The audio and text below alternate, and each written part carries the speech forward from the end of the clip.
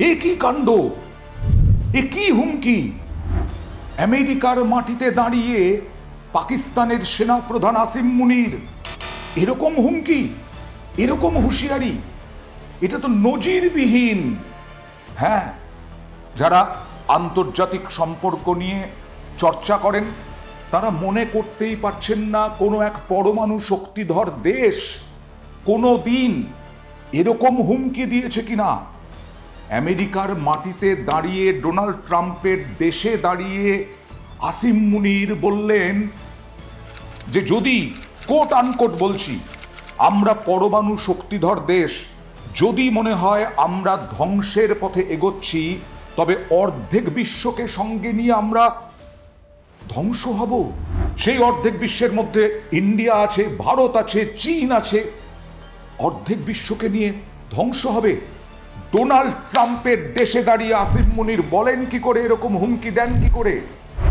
নেহাত আমেরিকা তেল নেবে পাকিস্তানের থেকে, তাই এরপরেও চুপ করে থাকবে? ডোনাল্ড ট্রাম্প চুপ করে থাকবেন?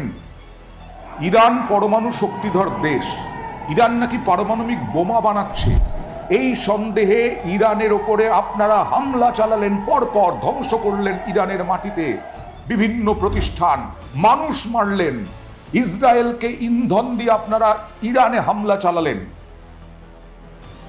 আর ইরানের কাছে কোনো প্রমাণই ছিল না, ইরানের কাছ থেকে কোনো প্রমাণই পাননি আপনারা যে ইরান পরমাণু শক্তিধর দেশ হয়ে পারমাণবিক বোমা বা ইসরায়েলে পরমাণু বোমা ছুঁড়বে। আর আসিম মুনির এই নিয়ে তো দ্বিতীয়বার গেলেন আমেরিকায়। এটাই তো বড় প্রশ্ন। অপারেশন সিঁদুরে মার খেয়ে একেবারে শেষ অবস্থায় আসিম মুনির ডোনাল্ড ট্রাম্পের দেশে যাচ্ছেন, তাও দুবার। হ্যাঁ, আজকে কোথায় গেছিলেন, মানে এই মুহূর্তে কোথায় গেছিলেন? শিল্পপতি আদনান আসাদ আয়োজিত একটি ডিনার পার্টিতে যোগ দিয়েছিলেন আসিম মুনির। সেখানেই এই রকম হুঁশিয়ারি, এই রকম হুমকি। আবার বলছি, কি ভয়ঙ্কর হুমকি! পরমাণু শক্তিধর দেশ পাকিস্তান যদি মনে হয় আমরা ধ্বংসের পথে এগোচ্ছি তবে অর্ধেক বিশ্বকে সঙ্গে নিয়ে আমরাও ধ্বংস হব। এমনিতে তো ধ্বংসের পথে এগোচ্ছেন, অর্থনীতিতে ধ্বংস, রাজনীতিতে ধ্বংস, সামরিক নীতিতে ধ্বংস। এটাই তো ভয় পায় ভারত, এটাই তো বারবার করে আন্তর্জাতিক মহলে বলে এসেছে। যারা জঙ্গিদের আশ্রয় দেয়, যারা জঙ্গিদের প্রশিক্ষণ দেয়, যারা জঙ্গি পোষে, সেই জঙ্গিদের হাতে যদি পরমাণু অস্ত্র চলে যায় তাহলে কি অবস্থা হতে পারে? এই আশঙ্কাই তো বারবার, শুধু বিজেপি আমলে নয়, স্বাধীনতার পর থেকে আমরা বলে আসছি, পাকিস্তানের এই জঙ্গি পোষা, জঙ্গি নাশকতা, যে পরিকল্পনা চক্রান্ত, সেই জঙ্গি গোষ্ঠী, সমস্ত জঙ্গি গোষ্ঠী পাকিস্তানে তৈরি, পাকিস্তানে বসবাস করে, পাকিস্তানে আশ্রয় নেয়, পাকিস্তানে আবির্ভাব। সেই পাকিস্তানে যদি পরমাণু অস্ত্রটা জঙ্গিদের হাতে চলে যায় তাহলে কি হবে? এই আসিম মুনিরই তো জঙ্গিদের আশ্রয় দেন। এই আসিম মুনির তো যখন জঙ্গিদের ঘাঁটিগুলো আমরা ভাঙছি তখন আসিম মুনিরই বলেছিলেন যে পাকিস্তানের উপরে হামলা চালাচ্ছে ভারতীয় সেনা। পাকিস্তানের উপরে তো নয়, আমরা তো হামলা চালিয়েছি পাকিস্তানে জঙ্গি গোষ্ঠীগুলোর ওপরে। তার মানে তো আপনারা জঙ্গি গোষ্ঠী যে পোষেন, এটা স্পষ্ট। এবার আসিম মুনিরই একজন সেনাপ্রধান কতটা দায়িত্ব জ্ঞানহীন, কতটা বোগাস, কতটা ভয়ঙ্কর হলে পরে এই রকম হুমকি হুঁশিয়ারি দিতে পারেন? আবার সিন্ধু জল চুক্তি, আমরা তো সিন্ধু জল বন্ধ করে দিয়েছি, আমরা নতুনভাবে বাঁধ তৈরি করছি। এও হুমকি দিয়ে রাখলেন আসিম মুনির যে জলবন্টন চুক্তি স্থগিত হওয়ার পর ভারত বাঁধ তৈরি করুক। জলের সংকট তৈরি তো হয়েই গেছে, তিনি বলছেন ভারত বাঁধ তৈরি করুক, আমরা অপেক্ষা করব, যখন বাঁধ তৈরি হয়ে যাবে আমরা 10টা মিসাইল ছুড়ে তা ধ্বংস করে দেব।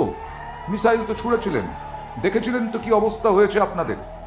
নাক কেটে কান কেটে শুধু নাক খতটা দেওয়া বাকি ছিল। মিসাইল তো ছুড়েছিলেন আপনারা চীনের কাছ থেকে অস্ত্র নিয়ে, চীনের কাছ থেকে ফাইটার জেট নিয়ে। কি হয়েছিল? লবডঙ্কা। আমরা ভয় পাই না, ভয় পাই আপনাদের জঙ্গিদের। হ্যাঁ, ভয় পাই, কারণ সাধারণ মানুষকে টার্গেট করে তারা, সাধারণ মানুষকে মারে। 22শে এপ্রিল আপনাদের জঙ্গিরাই সাধারণ মানুষকে মেরেছিল। আর এই রকম হুমকির সত্ত্বেও আমেরিকান প্রেসিডেন্ট ডোনাল্ড ট্রাম্প কিচ্ছু বলবেন না। রাশিয়া থেকে আমরা তেল কিনি কেন সেই প্রশ্নে ভারতের ওপরে শুল্ক চাপিয়ে, জরিমানা চাপিয়ে আপনি দারুণ আনন্দ পাচ্ছেন। রাশিয়ার সঙ্গে বৈঠক করবেন ইউক্রেন যুদ্ধ নিয়ে ডোনাল্ড ট্রাম্প, কিন্তু ইউক্রেনের প্রেসিডেন্ট তিনি থাকবেন না। এ আবার কেমন বৈঠক? যাই হোক, কিন্তু ডোনাল্ড ট্রাম্পকে এখনো ভারতীয় সরকার বন্ধু বলেই মনে করে। কিন্তু তাও পাকিস্তানকে দেখে যাচ্ছেন, প্রতি বছর দেখছেন, প্রতিদিন দেখছেন, প্রতি সেকেন্ডে দেখছেন কিভাবে জঙ্গিদের সাহায্য করছে, কিভাবে জঙ্গি ঘাঁটি গড়ে তুলছে। আপনারাই গিয়ে লাদেনকে মেরে এসেছিলেন পাকিস্তানে গিয়ে। এই রকম হুমকির পরেও আপনারা কিছু বলবেন না? ডোনাল্ড ট্রাম্প চুপ করে থাকবেন? পাকিস্তানের পরম বন্ধু চীন, তুরস্ক, এরাও কিছু বলবে না? কারণ এ কথা তো বলা যায় না। পরমাণু হামলা, পরমাণু বোমা বিস্ফোরণ, পরমাণু বিস্ফোরণ ঘটিয়ে অর্ধেক বিশ্ব নিয়ে ধ্বংস হব, এ কথা বলা যায়? চীন কিছু বলবে না, তুরস্কও কিছু বলবে না, বন্ধু দেশও কিছু বলবে না। ডোনাল্ড ট্রাম্প, ভারতের সঙ্গে ভারত অতি ভদ্র ব্যবহার করছে, তারপরেও আপনি পাকিস্তানের এই হুমকির পরেও কিছু বলবেন না? আমরা বলেছি, আমাদের তো বলতেই হবে, কারণ পাকিস্তান এই রকম হুমকি হুঁশিয়ারি দেবে, আমাদের বলতে হবে না? আজকেই বিদেশ মন্ত্রক থেকে বলা হয়েছে, মাথা নত নয়, মাথা নত নয়। বন্ধু দেশের মাটি থেকে, অর্থাৎ আমেরিকার মাটি থেকে এই ধরনের মন্তব্য, এই ধরনের হুমকি, এই ধরনের হুঁশিয়ারি খুব দুর্ভাগ্যজনক। এই নিয়ে দ্বিতীয়বার আমেরিকায় গেছেন পাক সেনাপ্রধান আসিম মুনির। আমেরিকা থেকে পাকিস্তানের সেনাপ্রধান আসিম মুনিরের কিছু মন্তব্য আমাদের দৃষ্টি আকর্ষণ করেছে। বিদেশ মন্ত্রক বলেছে, পরমাণু অস্ত্র নিয়ে হট্টগোল করা পাকিস্তানের প্রধান চালিকা শক্তি। বিদেশ মন্ত্রক বলেছে, এই ধরনের মন্তব্যে যে দায়িত্ব জ্ঞানহীনতা প্রকাশ পেয়েছে আন্তর্জাতিক সম্প্রদায় তা নিয়ে সিদ্ধান্ত নিতে পারে। এমন একটা দেশের হাতে, যেটা বলছিলাম, বিদেশ মন্ত্রক বলছে, এমন একটা দেশের হাতে পরমাণু অস্ত্রের নিয়ন্ত্রণ থাকায় যে সন্দেহগুলি দানা বেঁধেছিল সেগুলি আরো জোরদার হচ্ছে। তো হ্যাঁ, সেখানে সামরিক বাহিনী সন্ত্রাসবাদী গোষ্ঠীগুলির সঙ্গে হাত মিলিয়েছে। আমেরিকার উদ্দেশ্যে বার্তা দেওয়া হয়েছে, বলা হয়েছে এই ধরনের মন্তব্য গুরুত্বপূর্ণ, বন্ধুত্বপূর্ণ তৃতীয় দেশের মাটিতে দাঁড়িয়ে করা হচ্ছে, এটা দুর্ভাগ্যজনক। ভারত পরমাণু হুমকির সামনে মাথা নত করবে না, আগেও তা স্পষ্ট করা হয়েছে। জাতীয় নিরাপত্তা সুনিশ্চিত করতে আমরা প্রয়োজনীয় সব রকম পদক্ষেপ করব। আবার বলছি, পাকিস্তানের ওপর ভরসা করা যায় না। আমরা বলতেই পারি পাকিস্তানের অত দম আছে পরমাণু হামলা চালানোর, কিন্তু না, অশিক্ষিতের দেশ, খাবার পায় না, সেইখান থেকে ঢোকাতে হবে, সেইখান থেকে ঘোরাতে হবে নজর। সেই নজর ঘোরানোর জন্যই তো এই পরমাণু হামলার হুমকি। হতেই পারে জঙ্গি গোষ্ঠী আর সেনাবাহিনী তো এক, যে দেশে, সেই দেশ যে এই ধরনের কার্যকর করবে না, এই ধরনের হুমকি, তার কোনো গ্যারান্টি আছে? কিন্তু অদ্ভুত, আন্তর্জাতিক মহলকে গর্জে উঠতে হবে, আন্তর্জাতিক রাষ্ট্রগুলোকে, বিভিন্ন রাষ্ট্রকে গর্জে উঠতে হবে। আপনি ইরানের ওপর হামলা চালালেন, আসুন দম দেখি, পাকিস্তানের ওপরে হামলা চালান ডোনাল্ড ট্রাম্প। রাশিয়া নিশ্চয়ই নিন্দা করবে।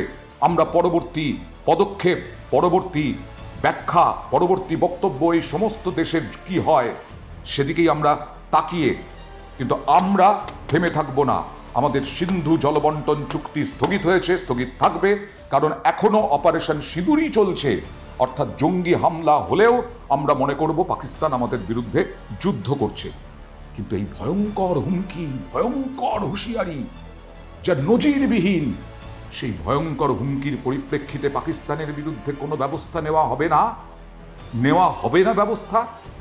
এই প্রশ্ন রেখেই শেষ করলাম।